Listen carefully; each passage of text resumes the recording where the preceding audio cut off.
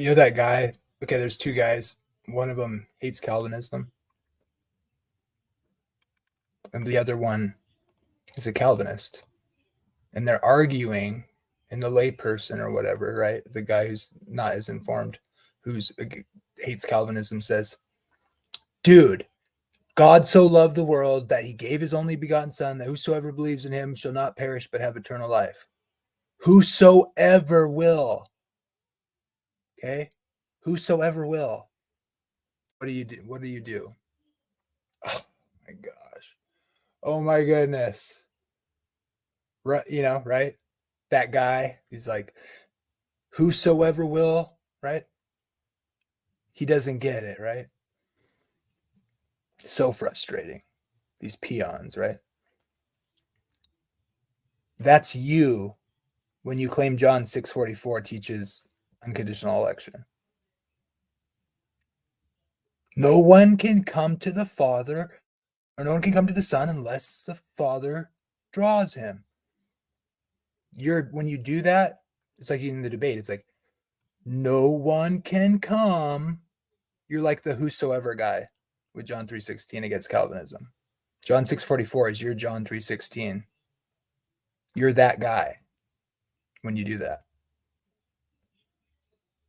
You're being that guy who thinks John 3:16 defeats Calvinism when you use John 6:44 to say unconditional election or total depravity or irresistible grace or whatever.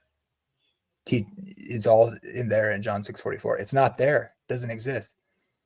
It's no more there than John 3:16 disproves Calvinism. It's the funny thing about that is John 3:16's the commentary by John Calvin on John 3:16 is kind of ironic, actually, though, regarding John 3:16. So here's the thing: we have to all of us, whatever our position is, have to consider a text by itself, all by itself, just linguistically or grammatically or whatever. Does this text necessitate this idea by itself? What are the options that this text could mean? Could it be that no one could come to the Son unless the Father draws him? Could be understood in a way that doesn't mean unconditional election or, irresistible grace? Or that total inability isn't necessarily having to happen? There's other ways to look at it.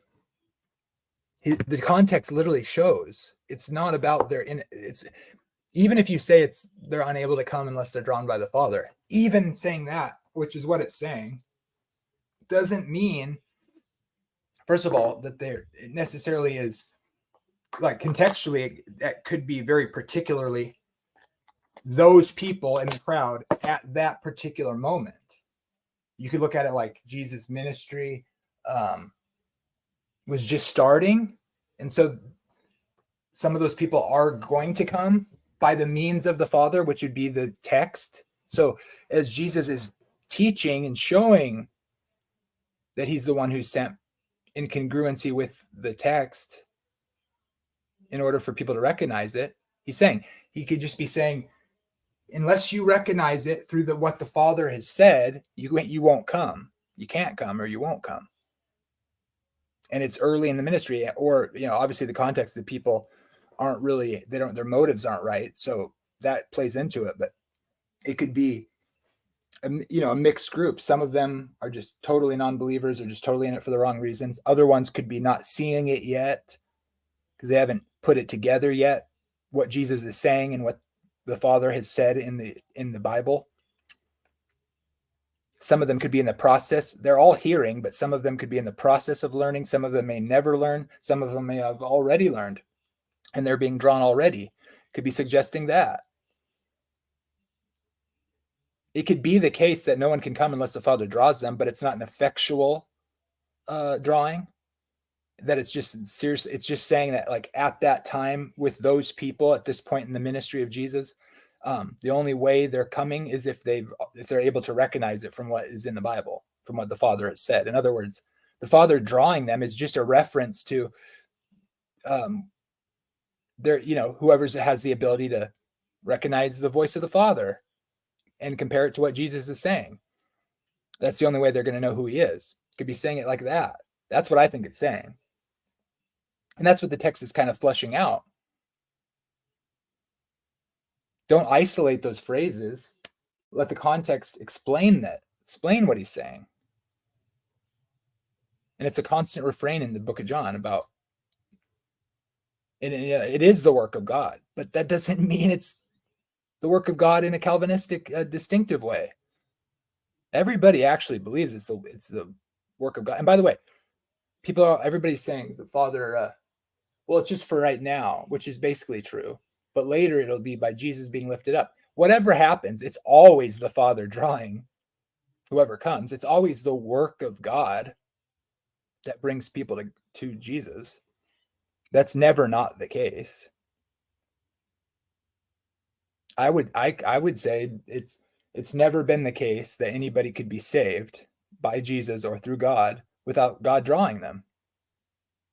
But I'm able to believe that without believing in even total depravity like a Calvinist would, let alone irresistible grace or unconditional election.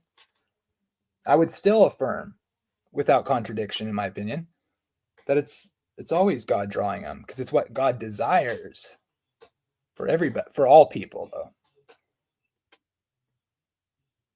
I don't think the text is even operating on that sort of philosophical level. So all these questions about the total depravity and prevenient grace and tulip and the pious fraud of making man more bad is just a big distraction. Fear God and keep his commandments.